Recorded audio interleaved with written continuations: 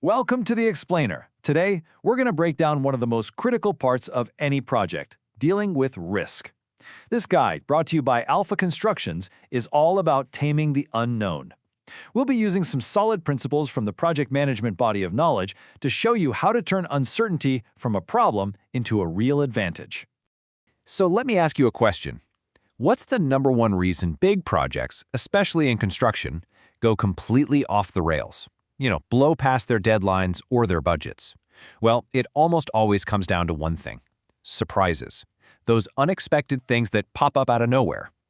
In project management, we've got a word for that. We call it risk. So, to really get a handle on risk, we have to start with what it actually is. And, it's not just about all the bad stuff that could happen. The official definition really opens your eyes to a much smarter way of looking at things. Okay, so according to the pros, the Project Management Body of Knowledge, or PMBOK guide, a risk is basically any uncertainty that could mess with your project goals. And notice that key phrase, positive or negative effect. It could hit your timeline, your budget, yeah, but it could also affect them in a good way. And this is so important to get. Risk is a two-sided coin. On one side, you've got the threats, right? The negative stuff, like a freak storm that delays you for a week. But on the other side, you've got opportunities, things like finding a new material that's actually cheaper and better. So, managing risk isn't just about dodging bullets. It's also about catching tailwinds and making the most of them. So how in the world do you actually do that? Well, a great project doesn't just happen by luck. It's all about the plan. And the very same thing is true for handling all that uncertainty. You need a blueprint for risk before you even get started. And that blueprint starts right here. This is step one, the foundation for everything else. It's called Plan Risk Management, and it's simply where you and your whole team sit down and agree on the rules of the game. You decide how you're going to deal with risk from day one all the way to the end. Your plan gets super specific. It says who's on point for what. How often are we even going to talk about this stuff? How are we going to sort these risks into different buckets? And, this one's huge, what's our actual tolerance for risk? This document makes sure everybody is reading from the exact same playbook. Okay, so you've got your plan. Now it's time for the fun part, actually finding the risks. I like to think of it like you're surveying the job site, looking for both the hidden dangers and, the buried treasure.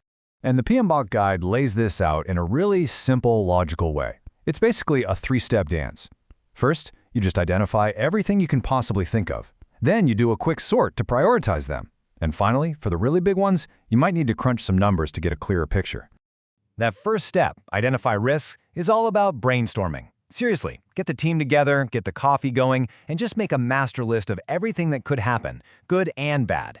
This list is called the Risk Register, and it becomes your project's official watch list. But look, once you have that list, it can be long, really long. You can't tackle everything at once, right? So this next part, qualitative analysis, is all about one thing: focus. It helps you cut through the noise and zero in on the risks that actually demand your attention.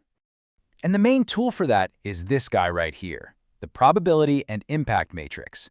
It looks fancy, but it's super simple. You just plot out how likely each risk is to happen versus how big of a deal it would be if it did. It just visually separates the small stuff from the major threats that land in that red zone. All right, so now you know which risks matter most. It's time to make your move. This is where you actually decide what you're going to do about them. It's time to build your response. And what's great is that the PMBOK guide gives us a whole playbook of strategies to choose from. For a threat, you could try to avoid it completely, or maybe mitigate it, lessen the blow. Or you could even transfer it, like buying insurance.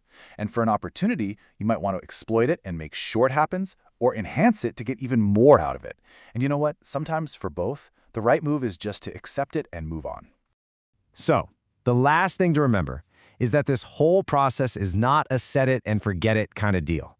A project is a living, breathing thing. You have to keep your eyes open and constantly monitor the site as it changes. And that's where this final process, monitor risks, comes into play. It's all about creating a constant feedback loop. You're always asking, are our plans working? Have any of our risks changed? Did any new ones just pop up that we didn't see coming? So you're in this continuous cycle of tracking the risks you know about, looking for new ones, and just generally checking if your whole process is even working effectively. This is what keeps a project strong and resilient, It lets you adapt on the fly and make sure you have the right amount of backup cash and time set aside for whatever comes your way. So here's the bottom line. Risk isn't something to be afraid of, it's something to be managed. If you have a plan, you focus on what really matters, you respond strategically, and you never stop monitoring, you can turn all that uncertainty from your biggest weakness into your greatest strength. So the real question is, what are you going to do about it?